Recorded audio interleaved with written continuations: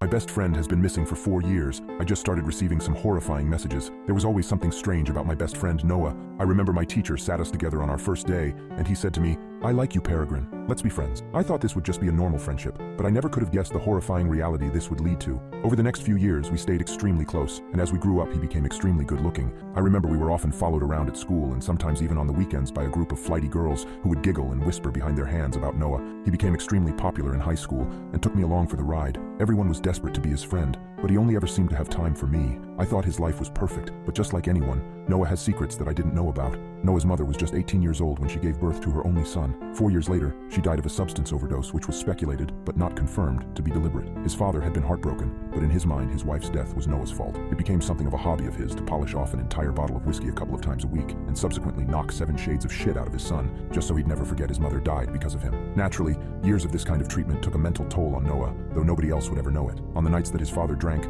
Noah would come to my house, bashed up and bloodied, and cry in my arms until he fell asleep. Over the years, I begged him several times to tell someone, or to let me tell them. Terrified of what his father would do to him if he was ever found out, Noah refused to go to any kind of authority, and swore me into silence about it as well. We were 18 years old when Noah vanished without a trace. I saw him on a Saturday night. We were at a party and sharing a joint on a bench in the host's backyard. Very casually, he told me he was going away for a bit in the morning. I assumed he meant the holiday, and had told him I hoped he had fun. He'd laughed there, and then surprised me by kissing me full on the lips. "You've been such a good friend to me, Rin," he told me. "I really do love you, mate. I'm gonna miss you." Baffled, I told him I loved him too, that missing me was silly when we'd see each other again very soon. There, he'd just given me a sad smile, checked his phone, and told me he needed to go. Watching him leave that party was the last time I or anybody else saw him. He made it home, but his father, paralytic drunk, passed out on the couch and didn't hear or see his return. When he went to check on him in the morning, he found Noah's room unusually tidy. Most of his belongings were gone, and so was he. No note, no indication of where he'd gone or with whom. Just gone. The police were contacted, of course, but they were entirely unhelpful, stating that they'd put out an announcement that we were looking for him.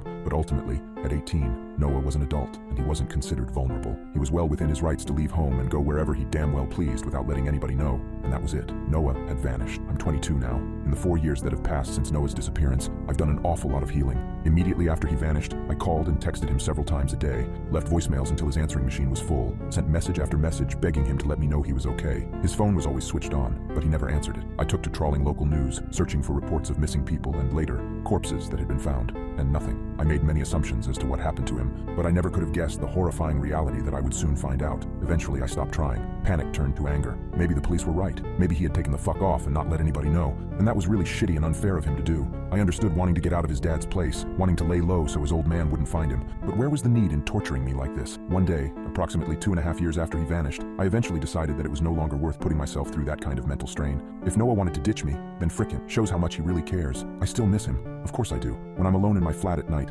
having a beer or a joint and watching one of our old favorite movies, I sometimes like to imagine that he's there beside me, cracking the same dumb jokes that he always used to. That is, until 2 weeks ago, when I started getting some weird text messages. The first came around midnight on the Saturday. It was from an unknown number and contained only the bird emoji, 4 times over. At first I was confused, but wrote it off as some wrong number message. Didn't seem at all malicious or too weird. An hour or so later, however, I got another message that made my blood run cold. "Come on, Tweety Bird, don't tell me you've forgotten our in-jokes already." Noah, ever pleased by my aviary first name, always used to jokingly call me Tweety Bird when we were kids, and it had stuck as an affectionate nickname ever since. A string of bird emoji had become his way of getting my attention via text. Shaken, I replied very quickly saying, "I don't know who the hell this is, but that's not effing funny." I sat there for a few minutes staring at my phone screen until I saw another notification which made my heart drop. The text read, "What do you mean you don't know who it is? It's Silas, you tosspot. I'm sorry for vanishing, I can explain everything." This was sick. Someone was playing some sort of disgusting prank on me. I furiously replied, saying I was going to block the number, but was immediately met with another response. This time it wasn't a text, it was a voice note,